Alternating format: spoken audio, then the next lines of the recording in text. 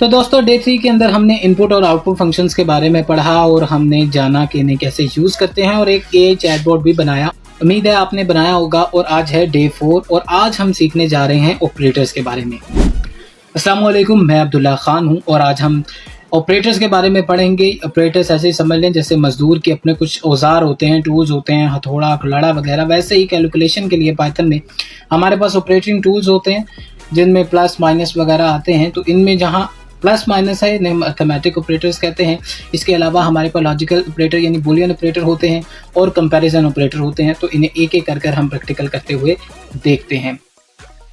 चलें जी, अब हम प्रैक्टिकल साइड पे आ चुके हैं। मैं एक वेरिएबल बना लेता हूँ a इज इक्वल टू 9, दूसरा बना लेता हूँ b इज इक्वल टू 8। ठीक है, यहाँ हम फटाफट ऑपरेटर्स का इस्तेमाल कर लेते हैं, जैसे print a plus b।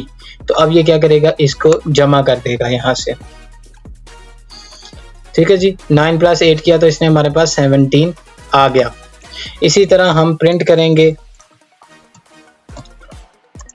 a minus B को, फिर हम प्रिंट कर सकते हैं यहाँ a इंटू बी को। ठीक है, फिर हम यहाँ प्रिंट कर देंगे, एक मिनट मैंने बताता हूँ, परेशानी होना आपने, a डिवाइडेड बाय b को। फिर हम प्रिंट कर देते हैं यहाँ फटाफट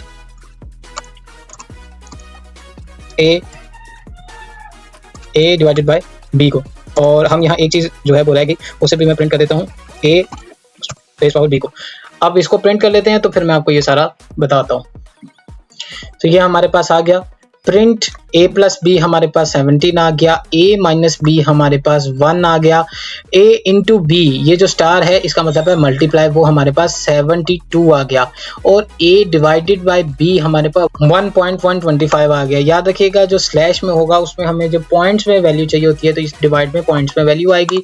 और a डिवाइडेड बाय b अगर परसेंटेज में आ रहा है तो ये रिमाइंडर होता है, हमारे पास जो रिमाइंडर बचता है वो यहाँ आ जाएगा। इसके बाद a जो डबल स्टार होगा, इसका मतलब है डबल स्टार का मतलब रेस पावर है, तो ये इसने a divided a raise power b यहाँ ला के दे दी हमें। तो ये हमने समझ लिए अर्थमेटिक ऑपरेटर्स। अब चलते हैं हम कंपैरिजन ऑपरेटर्स की जानिब। कंपैरिजन ऑपरेटर में मैं लिखता हूँ for example 10 is equal to 5। फिर मैंने लिखा 10 जो है इज ग्रेटर देन 5। फिर मैंने लिखा 10, अभी मैं फिर समझाता हूँ, मैंने कहा मैं पहले लिख लिया करूँ ना, फिर मैं आपको समझाता हूँ। 10 इज स्मॉलर देन 5। फिर मैंने लिखा 10 साइन इज इक्वल टू 5 और तकरीबन हमने सब कर लिया। ठीक है, अब यहाँ देखें हमारे पास जो डबल इज इक्वल टू होता है इसका मतलब पाइथन में इज इक्वल टू होता है, लेकिन सिंगल इज इक्वल टू होता है ना, उसका मतलब होता है ये चीज़ किसी चीज़ में पड़ी है। जैसे हमने वेरिएबल में बताया a इज इक्वल टू 10, इसका मतलब है 10 a में पड़ा है, लेकिन जब डबल बार इज इक्वल टू आ जाए इसका मतलब बराबर है। ठीक है, ये फर्क याद रखना है। ग्रेटर देन का आपको पता है, स्मॉलर देन का आपको पता है, और एक्सक्लेमेटरी साइन और इज इक्वल टू आ जाए इसका मतलब है इजंट इज इक्वल टू, यानी इज इक्वल टू नहीं है, बराबर नहीं है। तो ये कंडीशन ट्रू है। पहले हमारे पास जो 5 है, दूसरी कंडीशन सॉरी पहले हमारी फॉल्स है, दूसरी हमारी ट्रू है, तीसरी भी फॉल्स है और चौथी हमारे पास ट्रू कंडीशन है। तो ये आपने कंपैरिजन ऑपरेटर भी पढ़ लिया। अब चलते हैं हम लॉजिकल ऑपरेटर्स की जानिब यानी बूलियन ऑपरेटर्स की जानिब। अब देखें मैंने कहा कि जो हमारे पास पिज्ज़ा है ये हमारे पास बराबर है ट्रू के। ठीक है जी, हमारे पास यहाँ बर्गर है, इसको हम इज इक्वल टू कर लेते हैं ट्रू के। और यहाँ मैं अभी समझाता हूँ मैं क्या कर रहा हूँ। बेसिकली यहाँ मैं लिख देता हूँ खा सकते, यानी ये मैंने वेरिएबल बना दिया। और मैंने कहा कि जो पिज्ज़ा है वो हो एंड हमारा जो है बर्गर हो हमारे पास। ठीक है, और मैंने उसको कहा कि तुम प्रिंट कर दो खा सकते। अब ये देखें जैसे ही मैं इसे चलाऊंगा तो हमारे पास जो जवाब आएगा वो होगा ट्रू, यानी आप खा सकते हैं। ऐसा क्यों? याद रखिएगा जब भी एंड ऑपरेटर आता है तो दोनों कंडीशंस का ट्रू होना जरूरी है। जब दोनों कंडीशन ट्रू होंगी तब एंड ऑपरेटर चलेगा और तब आपका जवाब ट्रू आएगा। अगर एक भी कंडीशन फॉल्स हुई तो एंड ऑपरेटर आपने लगाया तो ये जवाब फॉल्स में देगा, ट्रू में नहीं देगा। इसी को मैं आपको समझाता हूँ कि जैसे अगर मैं बर्गर को फॉल्स कर देता हूँ, ठीक है, और अगर मैं इसको अब चलाता हूं तो जवाब हमारा एंड में फॉल्स आएगा, जैसे आपने देख लिया। अगर मैं इसको और कर देता हूं, एंड को मैं और कर देता हूं, तो हमारा जो जवाब है वो ट्रू आएगा। मैं यहां से आपको अब चला के दिखाता हूं। तो आपने देखा जवाब हमारा ट्रू आया। ऐसा क्यों हुआ कि याद रखें कि और ऑपरेटर में दो कंडीशन में से अगर एक कंडीशन भी ट्रू होती है तो आपका जो आंसर है वो ट्रू आएगा, फॉल्स नहीं आएगा। लेकिन फॉल्स में दोनों कंडीशंस का ट्रू होना जरूरी है। अब मैं यहाँ से ऊपर से इन्हें हटा देता हूँ और जो हमने ये लिखा है यानी खा सकते हैं को मैं सिर्फ इज इक्वल टू कर देता हूँ ट्रू के, ठीक है जी, इसको मैं ट्रू के बराबर कर देता हूँ। अब मैं अगर चाहता हूँ कि ये इसके साथ मैं इसको चेंज कर दूँ, यानी मैं अगर इसके साथ नॉट लगा देता हूँ तो क्या होगा कि जो हम खा सकते को हमने ट्रू किया था ये इसको फॉल्स कर देगा। तो नॉट ऑपरेटर क्या करता है, ट्रू को फॉल्स और फॉल्स को ट्रू कर देता है। देखें इसने फॉल्स कर दिया, हमारा ट्रू था इसने फॉल्स कर दिया। तो याद हो गया एंड में दोनों कंडीशंस का दुरुस्त होना जरूरी है, तभी जवाब जो है दुरुस्त आएगा, ट्रू आएगा। और आर में किसी एक का भी ट्रू होगा तो ट्रू आ जाएगा। नॉट ऑपरेटर ट्रू को फॉल्स कर देगा और फॉल्स को ट्रू कर देगा। अब एक छोटा सा हम प्रोजेक्ट बना लेते हैं जी। तो प्रोजेक्ट बनाते हैं फटाफट। इसका नाम रख लेते हैं हम एलिजिबिलिटी चेकर। तो यहाँ मैं नाम दे देता हूँ current year is equal to, हमारे पास 26 चल रहा है, ठीक है। इसके बाद मैं कह देता हूँ कि ईयर इज इक्वल टू, यहाँ जो है वो इंटीजर में ज़ाहिर है आप लिखेंगे इनपुट, ठीक है। इनपुट के अंदर मैं ऐसे कह देता हूँ कि अपनी बर्थ ईयर लिखो, ठीक है। उसके बाद मैं तजुर्बा लिख दो अपना, ठीक है जी। तजुर्बा इज इक्वल टू, फिर से मैं यहाँ से इंटीजर को ऊपर से उठा के ले आता हूँ, यहाँ से रुको, ओके, पेस्ट कर देता हूँ। और यहाँ मैं कह देता हूँ इसको कि अपना तजुर्बा लिखो, ठीक है। नीचे आ जाते हैं और इसको मैं कह देता हूँ, एक और वेरिएबल बनाता हूँ मैं यहाँ, इज स्टूडेंट, यानी क्या वो हमारा स्टूडेंट है कि नहीं। इनपुट देते हैं, स्ट्रिंग ऐड करते हैं कि क्या आप हमारे स्टूडेंट हैं।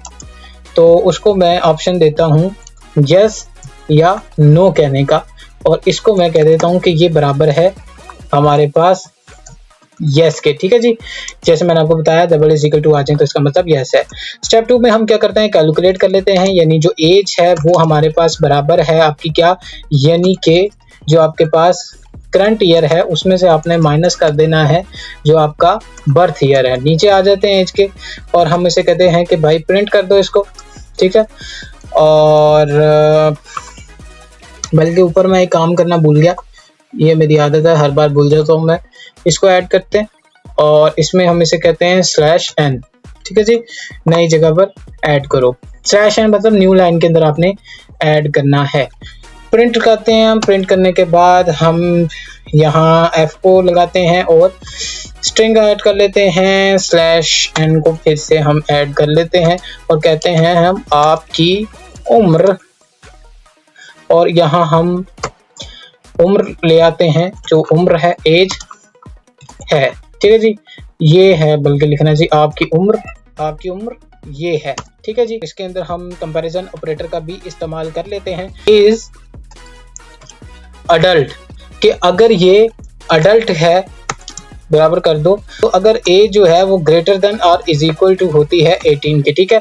अच्छा, ये जो greater than is equal to आपको मतलब पता ही है इसका कि बराबर है या बड़ा है, और smaller than is equal to यानी बराबर है या छोटा है। तो यहाँ हमने कंपैरिजन ऑपरेटर का यूज किया। अब हम कर लेते हैं लॉजिकल ऑपरेटर्स में से सबसे पहले हम आर का यूज कर लेते हैं, हैज एज नॉलेज, कि क्या उसके पास नॉलेज है। तो इसमें हम ये कहते हैं कि अगर तो उसका जो तजुर्बा है, ठीक है जी, वो ग्रेटर देन और इज इक्वल टू 1 है तब भी चलेगा, और अगर हमारा स्टूडेंट है तब भी चलेगा, इज स्टूडेंट, तब भी बात चल जाएगी। अब हम कर लेते हैं एंड ऑपरेटर का यूज, ज्वाइन कर सकता, ठीक है जी, वो ज्वाइन कर सकता है। इज इक्वल टू कब कर सकता है, कि जब उसके पास वो इज अडल्ट हो, ठीक है जी। और दूसरी चीज क्या है, एंड में इज स्टूडेंट हो, तब वो ज्वाइन कर सकता है। तो हम इसको प्रिंट कर देते हैं। प्रिंट करने के बाद हम इसे कहते हैं, फिर से आपने डाला मैंने /n